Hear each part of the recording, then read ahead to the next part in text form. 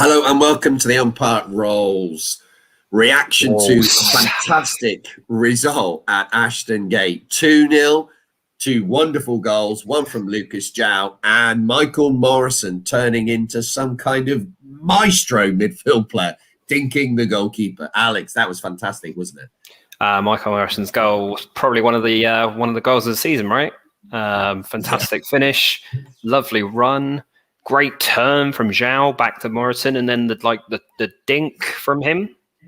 I like Sublime. that. Maradona. Maradona, I love it, yeah. I mean, our centre-backs have got some absolute... I mean, this word hasn't been around for a while, but they've got techers, haven't they? McIntyre and Maldini, techers.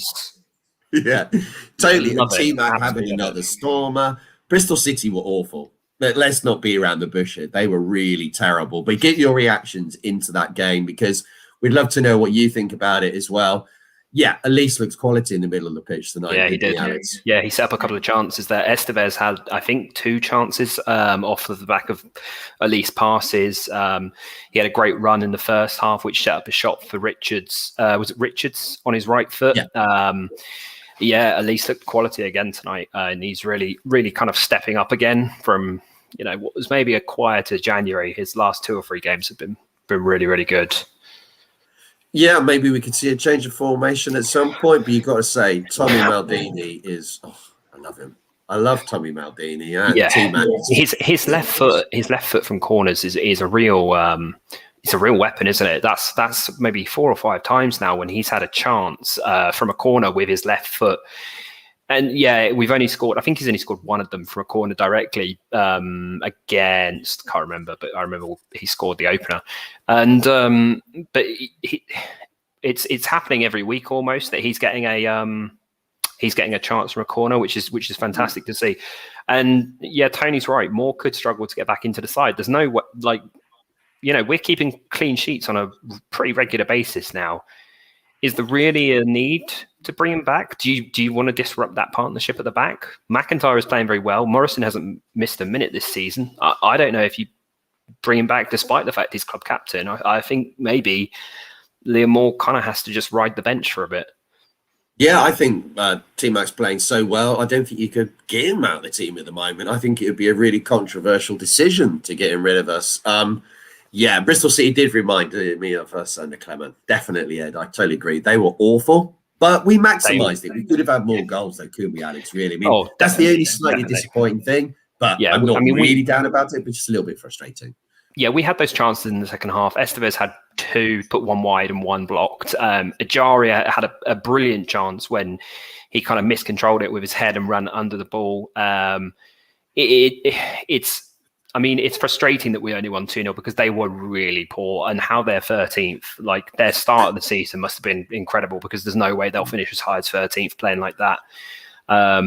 Good question from George. Did we miss Josh Lowen? Honestly, it's tough to I think it's tough to tell. Bristol City were that bad. But I do think Semedo has probably looked more effective in the last 2 games playing in that double pivot role alongside both Laurent and then Rinomhota tonight than he has, all season. He's looked so much better there playing in those two defensive midfield games than he has, as one of the attacking 3. Really impressed by him.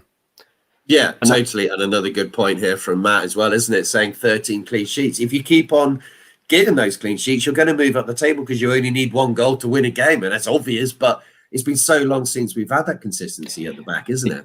Yeah, and I mean, as you say, you only need 1 goal to win a game. And when you've got players like Lucas Jow and Michael Elise who can pop up and score a goal from nothing, chances are you're probably going to get 1. We are a high-scoring team in this league, and if we keep keeping these clean sheets, there's no real reason to say that we're going to go into games afraid of losing to anybody because we don't concede that many goals, especially to teams lower down in the table.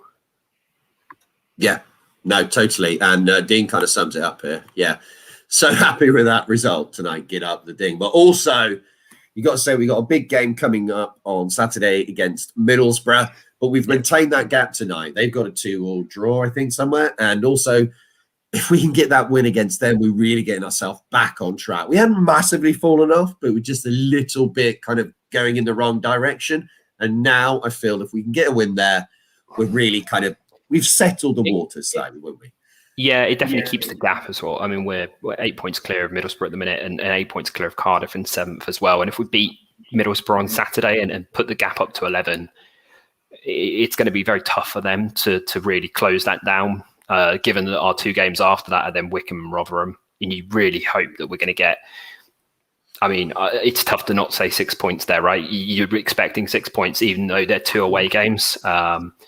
If we get 9 points in the next 3 games, it's really very, very difficult for any teams outside the playoffs to make a charge against us, and actually we'll start to look, up the table again rather than down the table after Saturday.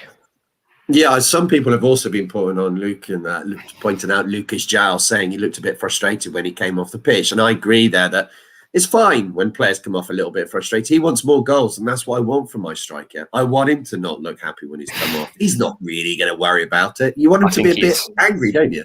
I think he's given the Bristol City fans a show, isn't he? Let's be honest. I've only scored 1 against your team. I'm disappointed. Yeah, good, exactly. Good and on we you. should finish this on Ryan loving for Michael Morrison. The man is a magician. We've talked about it in the beginning, but that finish, that lovely flick there from Lucas Giles, which we kind of missed in the craziness of that goal.